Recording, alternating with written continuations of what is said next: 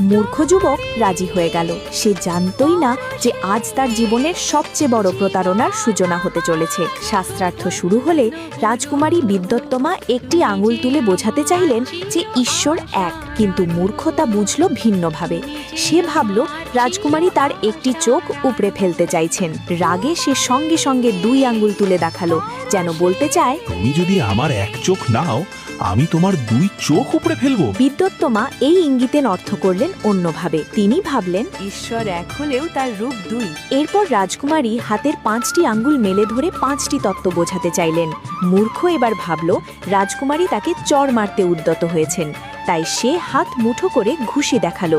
বিদ্যোত্তমা তখন বিস্ময়ে ভাবলেন, 5টি তত্ত্ব শেষ পর্যন্ত এক ব্রহ্মেই লীন হয়। অদ্ভুত জ্ঞান, গভীর ও ব্যাখ্যা। রাজকুমারী সম্পূর্ণভাবে পরাজিত হলেন। তিনি ঘোষণা করলেন বিয়ে স্থির। রাজকুমারী বললেন, আমি হেরে গেলাম। আজ পর্যন্ত আপনার মতো জ্ঞানী কাউকে দেখিনি। মূর্খ যুবক হতভম্ব হয়ে ভাবল, এ কি হলো? রাতে বিদ্যোত্তমা বললেন, আজকের দিনটি সত্যি অদ্ভুত। আপনার জ্ঞান আমার হৃদয় হরণ করেছে। একটি শ্লোক শোনাবেন? মূর্খ বিস্ময়ে উত্তর দিল, শ্লোক? শ্লোক আবার কি? আমি তো জঙ্গলের এক সাধারণ কাঠুরে। এই কথা শুনে রাজকুমারী স্তম্ভিত হয়ে গেলেন। শ্লোক? শ্লোক আবার কি? পরের কাহিনী জানতে ভিডিওটি লাইক করুন, চ্যানেলটি সাবস্ক্রাইব করুন আর কমেন্টে লিখুন রাধে রাধে।